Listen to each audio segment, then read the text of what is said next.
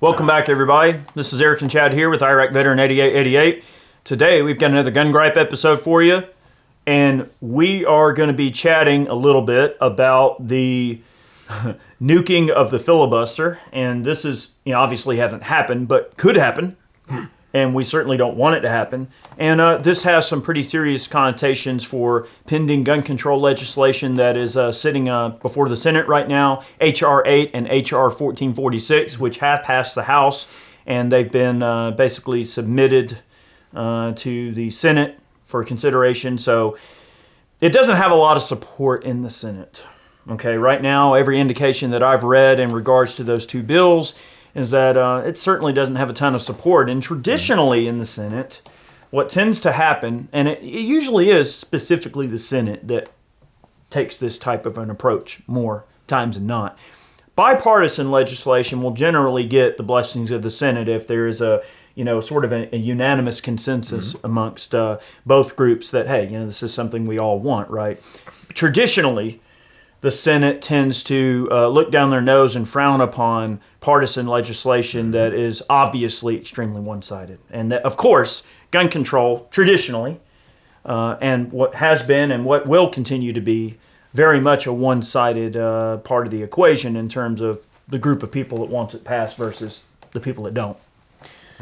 So that's kind of where we're at. We want to raise awareness, and we want to make sure that you guys are contacting your reps and contacting all of the gun groups that you can, specifically FPC and GOA. Make sure you reach out to them, and I don't want to say pressure them, but put a word in their ear, put a little birdie in the ear to whisper in their ear, and let them know that this is very much a very destructive and incendiary part of the legislative process that we have to certainly avoid at all costs. If they nuke the filibuster, then it just becomes a simple majority, which, of course, Kamala Harris is the tiebreaker. That's given if everything is across party lines. Yeah. So if there's no Democrats that jump ship, or if there's no Republicans that jump ship, that sort of thing. If there's a 50-50 tie in the Senate, Kamala is the tiebreaker, and that's ultimately what Democrats want. Okay, or leftists, I guess you could say, is they want the filibuster out of here when it benefits them. But when it doesn't benefit them, doesn't matter at that point. But anyways, we talked about this in a gun gripe not too long ago when we were discussing Joe Manchin being the one senator that could be the force that stops gun control going through the Senate. But Joe Manchin is not the only one. There's also Manchin and Sinema. Okay, they declared support for the Senate's cloture rule, which requires 60 votes in order to move legislation, forward for a vote. All right, and getting 60 votes requires bipartisanship at that point. And when you're talking about partisan issues, whether it be liberal issues or whether it be conservative issues, you still have to get that bipartisan support. And you're not going to get that on gun control unless you just get that simple majority. They're in a position now where they want that simple majority because there is a 50-50 split. That's ultimately what they want. They want to ram these bills through, no matter how much of the public disagrees with that sentiment. But this is the thing that we're facing right now, and this is the biggest fear. Okay, people say, "Oh, well, it's not going to get through the Senate." Well, it will if enough representatives, or enough senators, I should say, decide that they want to nuke the filibuster, is what they call it. Invoking the nuclear option is what they refer to it as. Correct. It's just insane. Part of it, too, is when we look at Joe Manchin, you guys may refer to or remember the original Gun Gripe video that we did about Joe Manchin being potentially what stands in the way between the Second Amendment's destruction and being a potential savior of the Second Amendment, essentially. I know that sounds so crazy, but Joe Manchin has a somewhat questionable history on gun control. There are certain types of gun control he is for, but I believe that in regards to H.R. 8 and H.R. 1446, Joe Manchin is a senator out of West Virginia, in case you don't know. And he is very well respected. When you think about West Virginia, you don't think Democrats. You know what I mean? Like West Virginia. You think about hill people. Yes, you think about hill people. So Wait, is that North Carolina? It's all. Both, I suppose. But when you look at the totality of that political environment in West Virginia, West Virginians are not going to vote for somebody that's anti-gun, or at least that even has the capability. So I think Manchin does support certain aspects of H.R. 8 and 1446, but I believe, at least I want to believe, that maybe somewhere in that mind of his, he's thinking, this just doesn't make sense. It's too crazy, right? So there are Democrats and independents. I think there's 3 independents right now in the Senate. And some of those independents could most certainly vote either way. They have been known on several issues to, usually side with the Democrats, but not always, right? So, and then to add even more to that, there probably are some Democrats that plan, if the vote were to come up, to vote nay towards the 2 bills in question. So they simply don't have the votes, and they know it. Nuking the filibuster is a way for them to essentially, legally, although highly unscrupulously, get the votes they need, or at least get closer. So that is the major issue. So, we don't want to cause fear amongst people. We just want people to be engaged and aware of the niceties of the political process. That's very important, right? I don't view gun rights as being a political adjective type of thing, right? So for me, gun rights aren't political. The Second Amendment is clear. It's crystal clear the way it's written. It's the most clear constitutional language in the entire document. It doesn't require interpretation. It says what it means.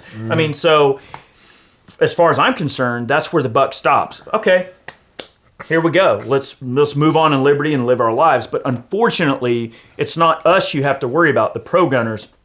It's the anti-gun people out there that want to politicize our rights in a way that will essentially make it an extremely political talking point, because they're going to find every little tiny way they can to turn it into a political argument, to turn it into dirty politics. So then you have to be on the defensive, to protect yourself from these people that want to take away your rights. And guys, make no mistake, this is not a left or right issue, as we've said in many videos. And look, we don't want to exist in an echo chamber, right? I want all people from around the country that care about liberty to watch these videos and receive our opinions and hopefully agree. I mean, I want you to agree, but I also understand that there's people that might have a different point of view than I do, and that's okay, right? We want to change your mind, but it doesn't mean we hate you if we can't change your mind. But I think that history will show, and has shown, if you read history books and if you look at the history of gun control throughout the pretty much existence of guns, there's always been some form of gun control rammed down people's throats all around the world. With gun control comes death, destruction, political divide, sociological and social industrial divide, right? Socialism and all these things that come along with it, these terrible ideas that have been proven to not be successful ideas. So that's just my take on it. I don't want to be incendiary here, but that's just, we have to avoid that filibuster getting nuked. Well, the thing is, if the filibuster does cease to exist, all right, then the simple majority can pass anything they want to. Now, it works both ways, okay? So say, it's 2021 right now, of course, but say next year, all right, during the midterms, and 2023 rolls around, and you have a Republican turnover or a conservative turnover of the Senate and possibly the House. All right, well, then it's not working in leftists and Democrats' favor at that point. So then it'll be, filibuster's bad, we need to bring it, nuking the filibuster was a bad idea, we need to bring it back so we have more, what's the word I'm looking for? We need to have a general representation of the people's will in the Senate. Okay, well, what do you mean? So 51%, that's mob rule at that point. Yeah. Or 50% plus one is democracy at its core, okay? It's mob rule. And what we have right now, the Senate better reflects what the Republic, okay, is all about, all right? We are a hodgepodge of people, and to think that gun owners are only conservatives, or only conservatives are gun owners, is asinine. All right, there are plenty of moderates, there's plenty of independents, there's plenty of Democrats that own guns. I mean, look at the numbers. We talk about this all the time. Look at the numbers of new gun owners that have come into the fold. I mean, are these all conservatives that are buying guns for the first time? No, these are people in major municipalities, big cities, okay? These are typical Democrat strongholds, all right? People from a lot of different backgrounds. Yep. And lots of ladies. Lots of new female shooters. Lots of minorities as well, okay? And there are a lot of minorities in the cities, all right? This is where these people are coming and buying firearms. So when the Democrats want to push through all this gun control legislation and they want to get rid of the filibuster and just ram this stuff down Americans' throats, are they really hurting the people that they think that they're hurting? Are they really attacking conservatives, or are they attacking their own constituents at that point too? These are things that they need to think about, but it takes you contacting your representatives and your senators to get them to be thinking about these kind of things. One of the other issues that I have with it is just the bare bones fact that because the Senate is evenly split and Kamala Harris is the tiebreaker, the leftists just go out touting, it's like, oh, we've got control of the Senate. Well, do you really? I mean, do you really have control? I mean, do you have control over the people? Do you have power over the people like you really want? And that also shows you how power hungry they are. Like, what person would say that, right? Think about it like this, right? If I've got an army, okay, and let's just say for very, very simple. You do have an army. Let's say for simple terms, right, that my army has 50 men and your army has 51 men. Does that mean just because you have 51 people in your army, you're going to beat my army? No, not at all. There are many situations in history where very small, numerically unsuperior forces have certainly come ahead on a numerically superior force that is more well-trained, more well-equipped, considerably larger. I mean, 300 Spartans at Thermopylae held off the Persian army for for a long time. Well, the fall of Troy. I mean, yeah. Anyway, come on. I digress. All right, I want to refer to something here on Mike Lee's, a U.S. senator out of Utah, Mike Lee. I want to refer to something here on his website that jumped out at me. He's got this big thing talking about it, but I just want to read this off of here because I think it's important. And hopefully I can read and pronounce the words correctly. I'll help you. Don't you worry. Thank you, Chad. I will assist. I got to have the brains here. Get your reading glasses on now. I'm the beauty and Chad's the brains here. All right, so woke leftists tend to see the Senate's 60-vote cloture threshold not as a prudent protection of minority rights, but as an anti-democratic obstacle to progress. Indeed, last year, former President Barack Obama, a prolific filibusterer himself, during his Senate career, falsely derided the filibuster rule as a Jim Crow relic, with the 60-vote cloture rule now branded as racist, however unjustly. Progressive activists have grown more emboldened and enthusiastic to nuke it. There you go. Checkmate. Checkmate. The left seems to see nuking the cloture rule as a pure win for its side, with no trade-offs or downsides. It is a simple step they believe that will lead the United States, at long last, to the broad, sunlit uplands of Scandinavian social democracy and campus-style wokeism. All right. Utopia.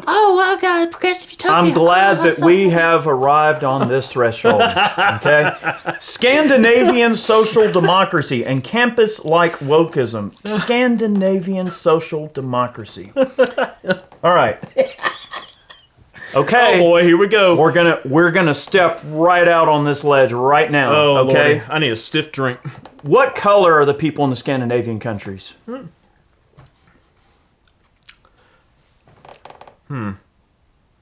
Da da da da na na na na.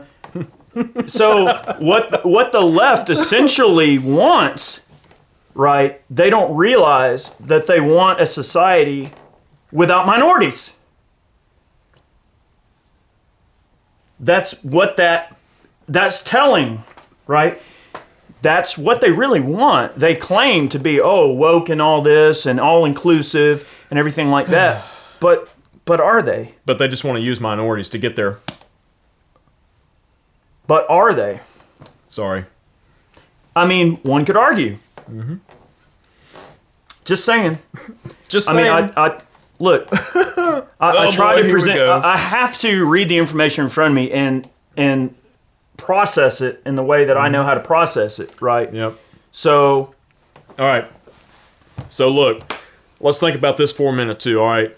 Democrats. Just trying to be fair, y'all. Democrats, leftists, progressives. However you want to, portray them or name them. Okay, whatever you want to call them. All right. The left as a whole, they want to nuke the filibuster. All right, so what happens when, like I said, what happens when conservatives take back over the Senate and the filibuster is nuked, right? All right, so does that mean conservatives get to ram through, anti-abortion laws? Do they get to ram through pro-gun legislation? Oh, well, yeah, they do, right? Because they don't need that. If they have a conservative, president, or a so-called conservative president who's going to sign off on anything they want. Okay, so then what happens in 2 more years? Then you have like this legislative stalemate. And then what happens when there's Democrat control again? We just going to play this flip-flop game?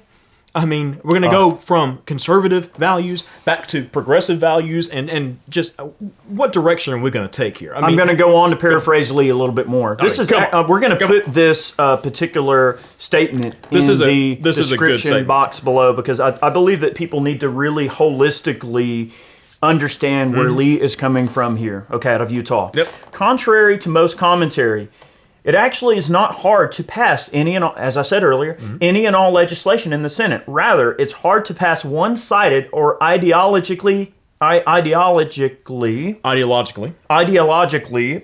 aggressive legislation. Sorry, I need more coffee. And so, unlike in the majoritarian House of Representatives, where members of the Speaker's party can generally pass whatever they collectively want, legislating in the Senate requires partisan, ideological, socioeconomic, and often regional compromise. So, good job. Exactly what I said earlier, right? Where are my cookies? Yeah, thank you. Do I get a cookie? I'm a redneck. I'm not supposed to be able to say words.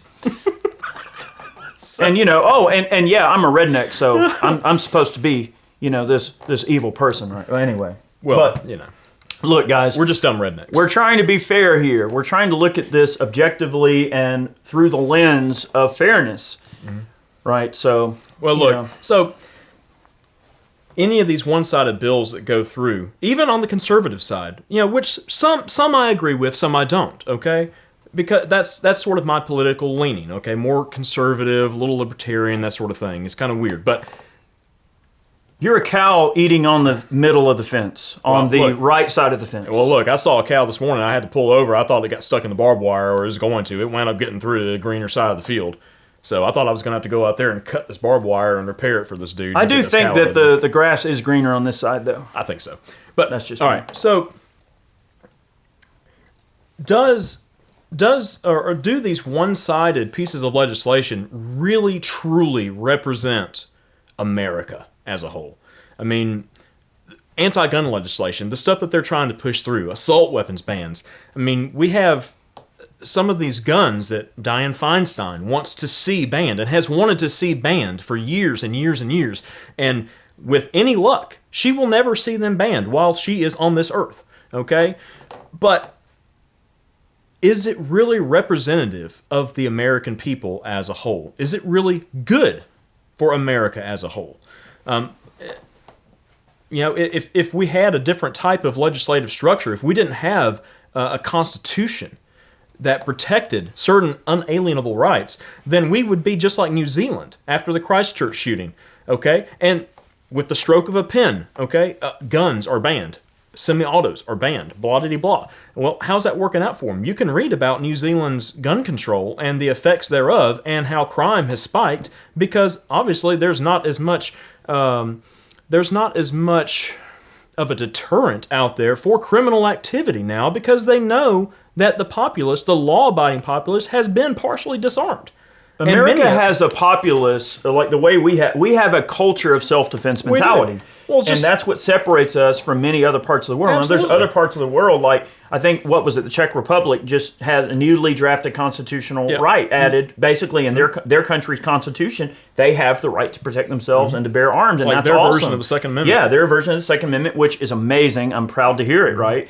But America is unique in that we are a culture that doesn't want to be trifled with. And we don't take well to it. And we want to protect ourselves, and we want to take our safety and the safety of our communities into our own hands. And we want to encourage that amongst all parts of our populace. An armed society is a polite society. And when you look at all of the stuff going on all over the world, it's quite clear, you know, that... I would certainly say that the majority of people here, okay, and we're not talking about the majority population in big cities, okay, because most of those people obviously don't want to be taken care of. They want to have everything, you know, at their disposal right outside their door. I mean, that's why they live in a city. They want to have all the conveniences until those conveniences are no longer present because of things like COVID, rioting, that sort of thing that we've seen in the past couple of years. American civilians own 46% of the world's firearms in civilian hands.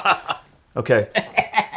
So I love it. Just keep that in mind. We got to get those numbers up. Those are rookie numbers. But, so, the majority of America, okay, rural and municipal America, okay, outside of the big cities, they want their independence. They want to be left alone. They don't want to be bothered. They just want to take care of themselves and just go through life without having some bureaucrat just trampling on them with laws that they think will better their lives, which they have no idea. They have no consideration. They don't care about you in the truest sense. Okay? The general consensus is the people in power don't really care about you. And the sooner you understand that and put it into your mind and really start to think about that, it's like, these representatives really don't care about me, then everything will start to make sense. And then you can start living your life and go, yeah, I'm a free person. Like, but no, you have to have laws and rules that trample on your existence at every step of the way. I mean, that's all this anti-gun legislation is. All these things that people want to pass, all these one-sided things. And no matter what passes, it'll never be enough. Yeah, even on the conservative side. It's always going to be a stepping stone to the next worst thing that they have up their sleeve. Even on the conservative side, anti-abortion laws. I mean, it wants to trample on women's rights. Do I think that abortion is right? No, I don't. But do I want to see a federal law put in place that outright bans abortion totally? No. Because it is trampling on individuals' rights overall. That's the libertarian in me coming out. Okay? Yeah. But when you start to look at things like that, everything really starts to make sense. But anyways. And you know, and it's even okay to not even have an ultra-developed opinion. The pun there that that's ultra sort of a pun opinion that I came up with, but it's okay to not really have a super well-developed opinion on a given matter and still kind of not be sure where you really stand. That's okay. It's okay to continue to gather facts and allow your overall worldview to be constantly sculpted and affected by the facts and logic that you see around you. I mean, I try to just spot this stuff, right? I think like Spock. Is this logical? And if it's not logical, I tend to befriend logic more than my emotions. I always trust my logic because I mean we are logical people. We don't make decisions, especially policy decisions, based on the mere whims of emotion. Well, I mean that has no place. It has a place, but a very small place in the overall thought process of how we determine what should be a law, what shouldn't be a law, or how something should be implemented or handled. So, guys, just something to think about. We want you to be active in the political process because if you don't, someone else will come in your place and speak for you. And there's a lot of voices out there that, you know, don't exactly see eye to eye with people like me, right? And I get that, okay? But that's why we want to have this voice to be able to get out there and let people know that being a part of the legislative process is important. It is part of our duty as Americans to be politically engaged and to hold those that we elect accountable for their actions and to prevent these terrible things from becoming law before they do. So just some food for thought here, and then I'll let you go. But senators like Joe Manchin, all right, why do you think they're on the middle of the aisle or they're leaning across the aisle on some of these issues like nuking the filibuster, like gun control. It's because their constituents are a wide variety of different backgrounds and ideologies and such, and they stay in constant contact with him, and he understands that he has to appease, the majority of his constituents. And like Eric said, I mean, it's West Virginia. Everybody has a gun in West Virginia, it seems, right? Okay, but these are the kind of issues that need to be discussed with your representatives. And like I said earlier, just remember in the back of your head that ultimately your reps really don't care about you, more or less, okay? But you have to assume. You have to assume, but you still have to contact them. You still have to make your voice heard. But don't think that you're special. There's thousands of other people that are making their voices heard. But it's that voice of yours that adds to the pile that will direct that particular senator or representative in one direction or the other. If they don't hear from you, and they just hear from one side, then it's like, oh, well, my constituents that I heard from, they want all this gun control, so I guess, hey, yes, I'll vote for that assault weapons ban, sure, why not? It's important that senators such as Manchin listen to that voice of reason.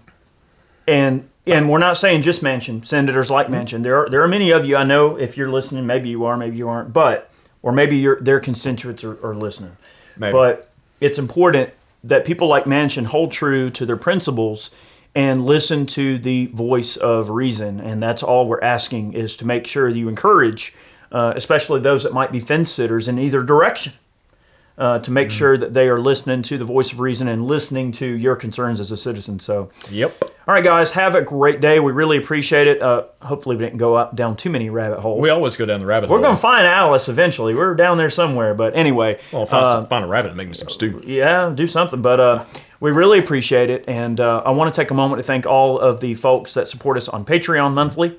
Thank you so much for the financial support of the channel. Also, those of you who purchase man cans, we've got some great boxes over on the website. We've got a great medical box that we're running right now. I know you're going to love it. Really useful medical gear. Go pick one up if you want to support the channel.